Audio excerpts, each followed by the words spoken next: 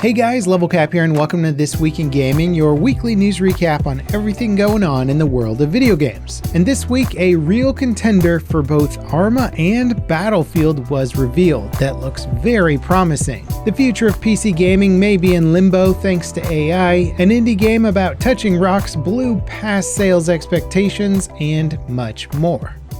Bulkhead Interactive finally revealed Wardogs, their upcoming 100-player tactical FPS. The game looks like it's essentially Arma Reforger meets Battlefield that pits 3 teams against each other in a massive King of the Hill battle. It'll feature mixed infantry and vehicle combat, destruction, team economy systems, and more. And while the general design of the game is at massive scale and built around sandbox mechanics, the devs say they aren't forgetting that it's supposed to be a game and are leaning into the Battlefield influence for their weapon handling and destruction mechanics.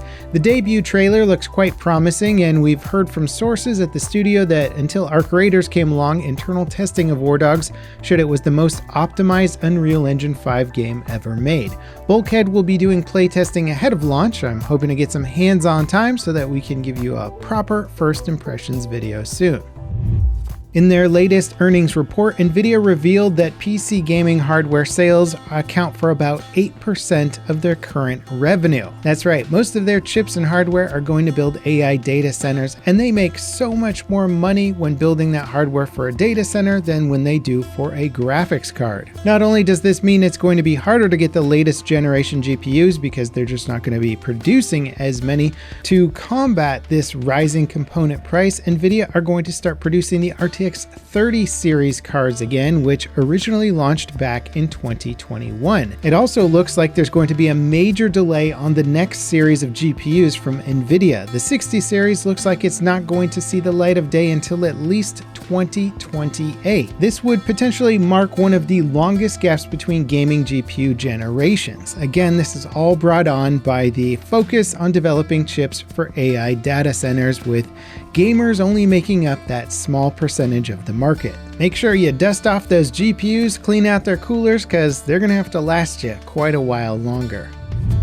In directly related news, Valve announced a delay for their upcoming Steam Machine, Steam Frame, and Steam Controller hardware. They say that the rising cost of RAM prices has forced them to reconsider pricing and launch windows specifically for the Steam Machine and Frame. The Steam Machine is essentially a mini gaming PC that's running Valve's custom Steam OS. And while it features fairly budget tier hardware, Valve confirmed that most games will run at 4K 60 FPS with FSR upscaling. The Steam Frame is their upcoming standalone VR headset with inside-out tracking. They're still targeting early 2026 as a ship date for their products, but they didn't narrow that window down. Over the past year, RAM prices have basically doubled thanks again to the ballooning AI industry.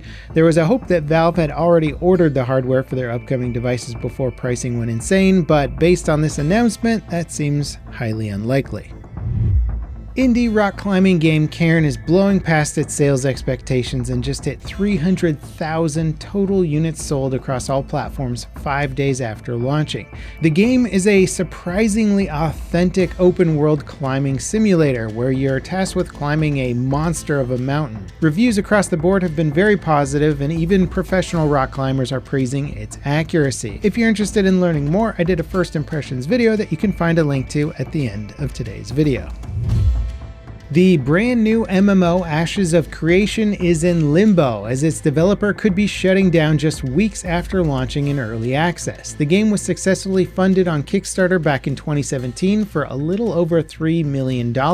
But out of the blue, several senior employees at the game studio announced that they've left the company. These include the game's director and the studio's director of communications. All remaining staff working on the game have since been laid off and won't receive severance or their final paychecks. It's unclear if the studio is fully shutting down, as they've promised a development update on the game scheduled for the 13th, but it's hard to imagine a future for this game with, well, no dev team. Longtime content creator Markiplier made a film adaptation of the indie hit Iron Lung, and it just blew past expectations this week, debuting to over 27 million in ticket sales worldwide. And while that might sound like small potatoes compared to the average movie budgets, it actually beat the domestic box office totals for every movie released on the same weekend, including Sam Raimi's Send Help. Not too bad for a nerdy YouTuber. Overwatch 2 has officially dropped the 2. The game is getting a major update next week with 5 new heroes, a name change for the game, and tons of other changes. Overwatch 2 was originally launched as a direct replacement for Overwatch 1, but famously, things did not go well for that transition, leading it to being one of the worst reviewed games on Steam ever. Since then, Blizzard have done an admirable job of undoing the damage, and today it's a pretty well-regarded game again. The update goes live on the 10th, resetting the game to Season 1 and renaming it to just Overwatch.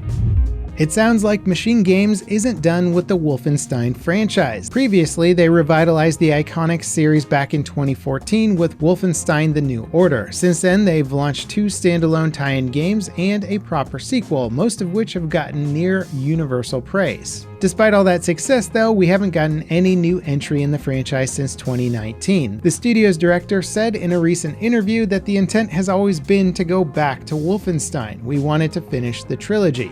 He finished by saying that the studio isn't done with the franchise. Highguard isn't dead yet. Bring out your dead! Here's one.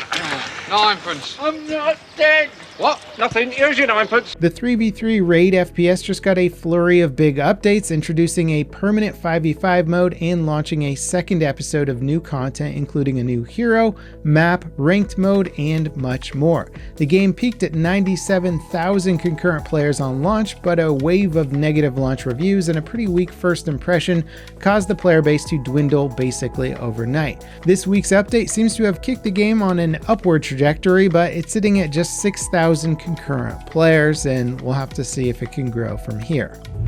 Melee action-adventure game Nioh 3 shattered franchise player count records on launch week. The game is the first in the series to launch on PlayStation 5 and PC simultaneously. Between word of mouth from the previous 2 games and the wider Day 1 availability, Nioh 3 launched to almost double the previous top player counts. Heading into the weekend, we could see an even bigger spike, but either way, it's great to see such a cool series doing this well from one title to the next. Now, if you want to see what all the fuss is about with that new Cairn game, check out this video here. It is just a delightfully cool, new, innovative title, and I think everybody should at least check out the video, if not check out the game. As always, thanks for watching, and I'll see you next time. This is Level Cap, signing off.